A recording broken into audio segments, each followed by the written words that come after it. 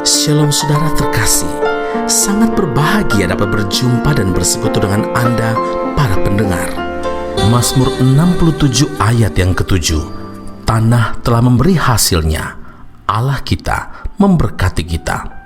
Saudara yang terkasih, semua orang yang menanam pohon atau pokok tentunya berharap bahwa pohon atau benih yang ditanamnya itu bukan sekedar tumbuh dan berdaun lebat, melainkan dapat menghasilkan buah, dapat dipanen.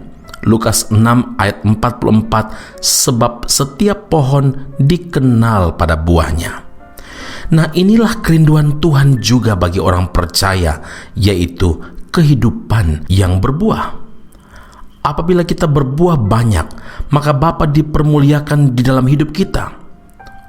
Untuk dapat bertumbuh dan berbuah, akar pokok harus merambak masuk ke dalam tanah, dan semakin dalam akar itu menembus tanah, semakin memungkinkan untuk mencapai sumber air dan mendapatkan sari-sari makanan yang diperlukan.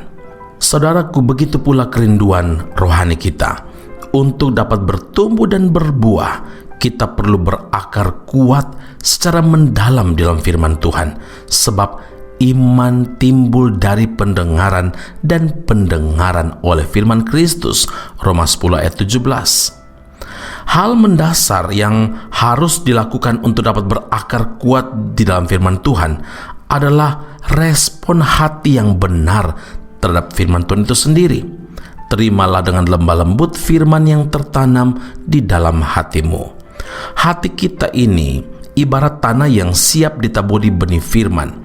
Karena kondisi hati kita sangat menentukan apakah benih firman itu dapat bertumbuh dengan baik atau tidak. Hati yang lemah lembut adalah gambaran tanah yang tidak keras, yang gembur, mau dibentuk, selalu terbuka terhadap teguran. Amsal 15 ayat 31, orang yang mengerahkan telinga kepada teguran yang membawa kepada kehidupan akan tinggal di tengah-tengah orang bijak. Selanjutnya, kita harus merenungkan firman Tuhan itu siang dan malam sampai dapat memahami apa yang menjadi kehendak Tuhan atas hidup kita. Lalu firman tersebut kita praktikkan, kita aplikasikan dalam kehidupan kita setiap hari. Yosua 1 ayat 8, firman Tuhan berkata, janganlah engkau lupa memperkatakan kitab Taurat ini, tetapi renungkanlah itu siang dan malam, supaya engkau bertindak hati-hati sesuai dengan segala yang tertulis di dalamnya. Sebab dengan demikian perjalananmu akan berhasil dan engkau akan beruntung. Saudaraku yang terkasih, orang percaya yang senantiasa tinggal di dalam Tuhan dan firman Tuhan, akarnya tidak akan goncang dan akarnya pasti mendatangkan hasil. Karena itu ingatlah, kehidupan Kristen yang tidak berbuah pasti akan dibuang oleh Tuhan. Sebaliknya, orang percaya yang hidup menghasilkan buah pasti selalu berkenan kepada Tuhan. Amin. Mari kita berdoa. Bapa di surga, terima kasih Tuhan Yesus.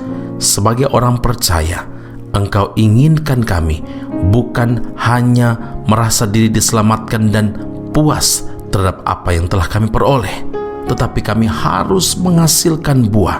Kami harus mengaplikasikan setiap firman yang kami pahami dalam kehidupan kami. Kami harus lakukan firman Tuhan itu. Kami harus praktikkan firman Tuhan itu dalam kehidupan kami, dan pasti mendatangkan hasil.